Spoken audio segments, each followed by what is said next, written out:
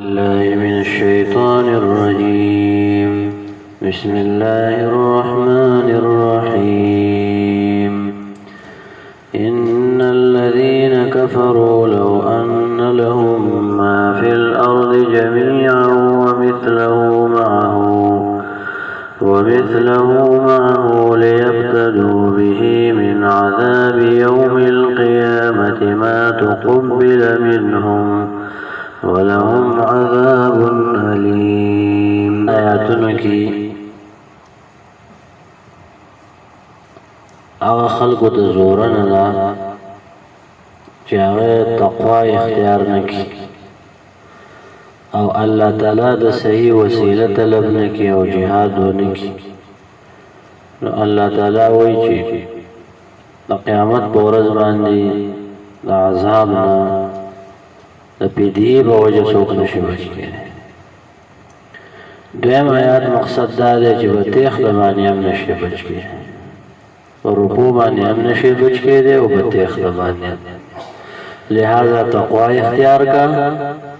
او الله تعالی د صحیح قرب حاصل کا او جهاد. د دریم آیات کې دا حد بیانې اغلا دی آیات مطابق یو د درې خبرې واوره. اغلا ویسته او اغلا حد سره او نصاب سره بدی باندې بزان لګ ویږي. نو دا سریقه چې وته وي د الله سکټ کول شي بکی دا یو حد دی.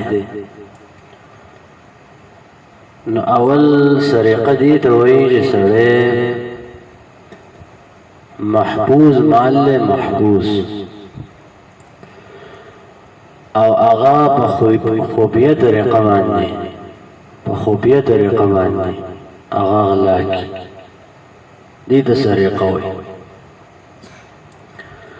اولنې خبره به کې دا ده چې دا مال به محفوظ مال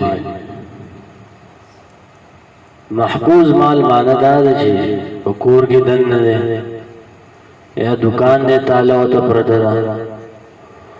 یا خزانه ده او چوکیدار ورته ولاړ دی. نو دقه مال چې سړی په خوبیه طریقه باندې واخلي دې ته به سریقه وایي. نو که د جومات نه چا غلا وکړه نو لاس به پکې نه کټ کېږي. د وقف شي د ادیرې نه چا غلا وکړه نو لاس کټ کېده پکې نشته. دغه شان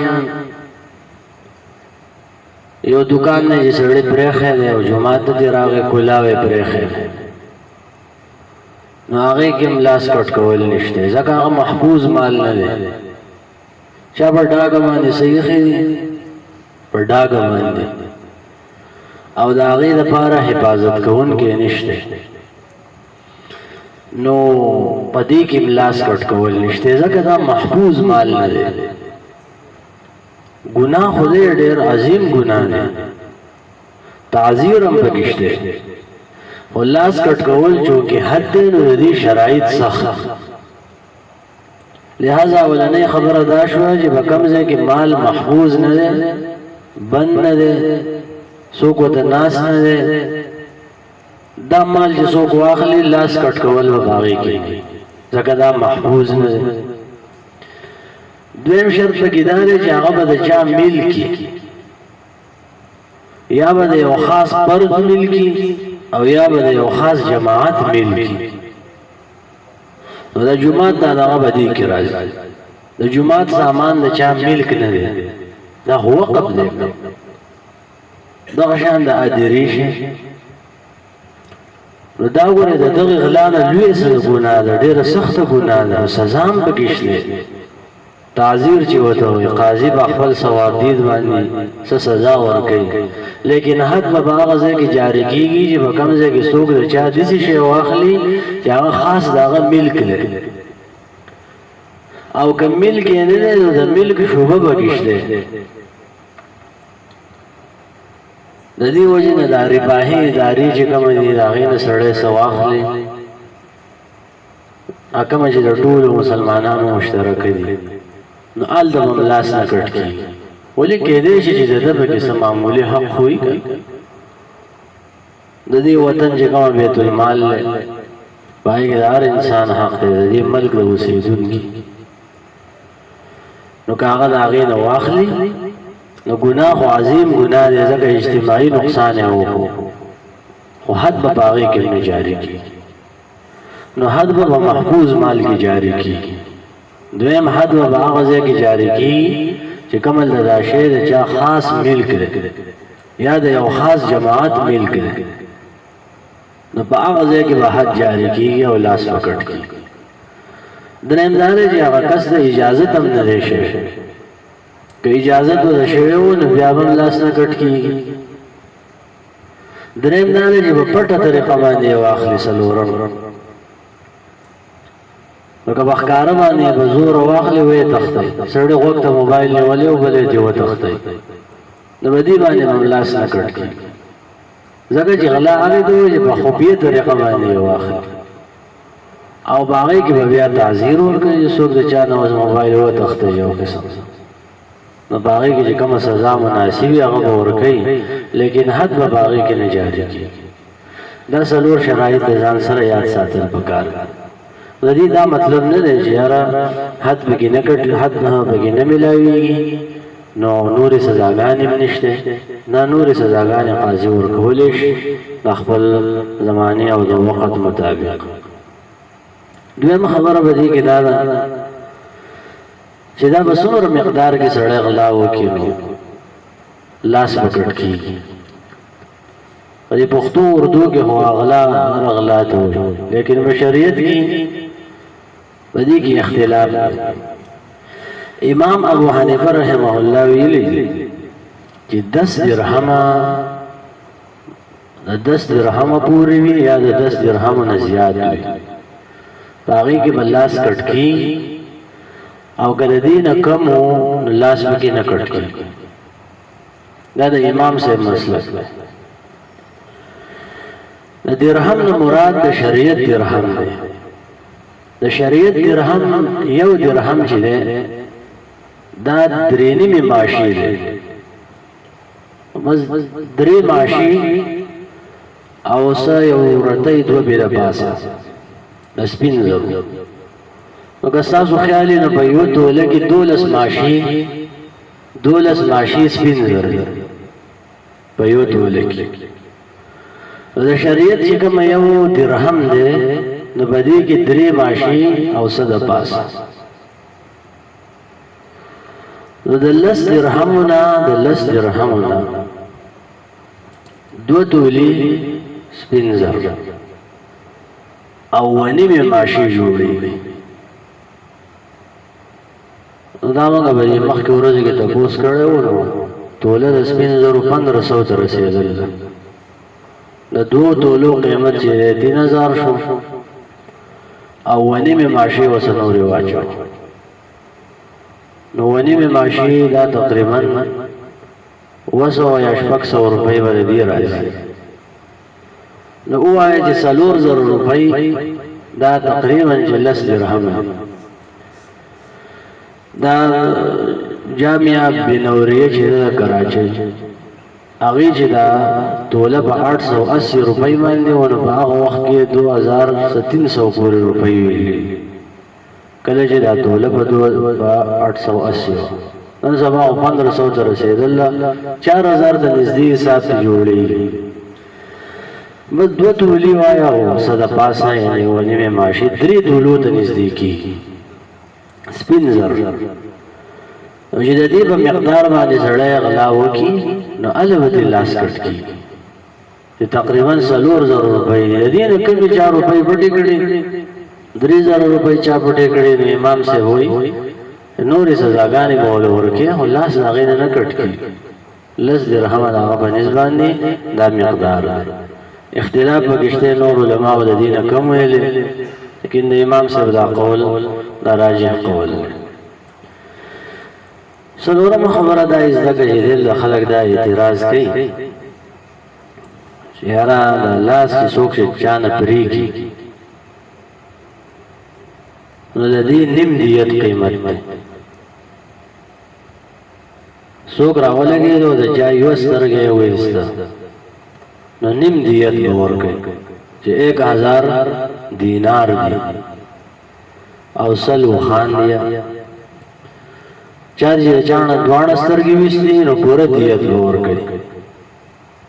چې د هغې مقدار 31 لاک نه واله او تقریبا د 36 لاک پورې به دې منځ کې دی د دیت مقدار چې نو لاس چې څوک د چا نه کټ کړي جنگ کې یا بسه کې نو دا به دیت چې ورکوي دیت نو نیم دیت به ورکوي نو ټول انسان چې کوم سلو خان دی یعنې 500 خان ووایي نو اعتراض دی دا کوي چې دې سړي مثال به طور 50,000 روپۍ کټ کړ نو پټې کړې نو ته دې دا لاس کټ کې او چې بل سړی راولګېدو د چا نه لاس په جنګ کې کټ کو باسي جګړه مګړه کې به څه کي نو بیا هلته چې دی نو نیم دیت وی د لاس په یو ځای کې قیمت زیات دی وایي بل ځای کې هېڅ هم نه دی دا خو ستا په خبره کې وایي تضاد دی عدل پکې نشته جواب یې علماو دا کړی چې د دې لاس قیمت دی دا هله چې دا امانتداري چې امانتداري او د الله څوک د چا نه پرېږدي نو دی به نیم دیت ورکوي تقریبا 14-15 لکه روپۍ خو چې دا لاس کله خیانت وکړي بیا د دې قیمت نشته چې کله اغلا وکړه بس دا راوړه اذا كانت امینه كانت سمینه کله چې دا لاس امانتدارو نو دا څو ګران او قیمتي او کله چې خیانت شروع کو نو بیا قیمت راوغورځي سپک شو انځم خبره دا خلک کوي چې بدې سزاګانو کې سختي ده نو اول هم تاسو ته ویل چې د رجم سزا ده یا د غلا سزا ده دا کوم حدود چې د دې ناقص کېدل ډېر ګران دي وره ځکه چې دې لپاره شریعت کوم شرایط یې دي کنه نو دا چې د بسلو کې یو هم نشي کېدی دا کوم شرایط چې سخت شرایط شریعت یې خیر او که ناقص هم شي نو دا دومره ګران نه دي استاد یې صحیح علاج دی چې ته کوم علاج وته ته چې کوم سزا مقرر کړو نو غلا کم شو که زیات شو هغې باندې خو ناکامي ده او د شریعت دا ته ناقص که چې بیا دا کامیابېږي او که نه ناکامیږي امام قرطبي رحمه الله دا خبره چې دیو کوي هغه دا د 4-5 کسان دا د نبي علیه السلام په دور کې د لاس کټ کړی شوی نو چېرته و یو سړي تقریر کوو سیاسي سړی و چې هلکه تاسو دا غواړئ چې ستاسو نه لاسونه کټ شي نو خلکو ویلې چې نه لاس خلکو اوچت کړو چې موږ دا نه غواړو نو دا به غیر مخصوص انداز کې دا خلک څه غلی دي شریعت د روغو نه خو لاس نه کټ کوي د غلو نه لاس کټ کوي چې کوم خلکو باندې تا لاس چت کړو دې مطلب دا و چې دا ټول غلو استاسو نه خو یې نه کټ کوي د غل نه لاس کټ کوي او نور خلکو دپاره به چې عبرت دی سزاګانې ان الذين مشکا کسان کفرو چې کافران دي لو ان لهم کچر د شر دیو د پاره ما غسف الارض چې بزمکه کې دي جميعا ټول ومثله او بشان د ازمکه معه دا غیسرا ليبتدوا به الذي لپاره چې دیو په دې کې ورکی به د مال لرا من عذاب يوم القيامه اذا عذاب د ورځې د قیامت نه ما تقبل منهم قبول ونکړه چې دیو د جانبنا ولهم عذاب الیم او د دیو د پاره عذاب دردناک دی یریدون دیو اراده لري یعنی تمنا وکړي ان یخرجوا من النار چې دیو وځي د اورنا او ما هم بخارجین منها او نبی دیو وتونکي منها د دیو اورنا ولهم عذاب مقیم او د دیو د پاره عذاب دایمي دی همیشه والسارقة أغل خزا فاقطعوا بس بريق تاسو أيديهما لا سند دوانو جزاء بما كسبا دا بدل دا أغامل چدیو کڑے نکالا من الله عبرتناک سزا دا من الله دا جانب دا اللہ ندام نکالا کدا مانا پرتا دا چه نور خلق و بدیبان عبرت والی او غلاګانې به ختم شي نکالا معنی دا ده او من الله معنی دا ده چې دا د الله دې کې یو درد د مخلوق حق موالی شي کاغه خپل حق معاف کی لیکن لاس به دې کټ کیږي ځکه دې د حد وي په حد کې چاله تغییر او تبديل جایز نه دی من الله دا الله د طرف نه دا سزا ده هو الله والله چې عزیز او زورور دی دا حکم چې نازل کو بده کې الله تعالی زورور دی غالب دی څوک به بندول حکیم او بده کې حکمتونه دي غل داسې سزا ورکړي نو بده کې ډېر حکمتونه اغلا به ختم شي بند بشي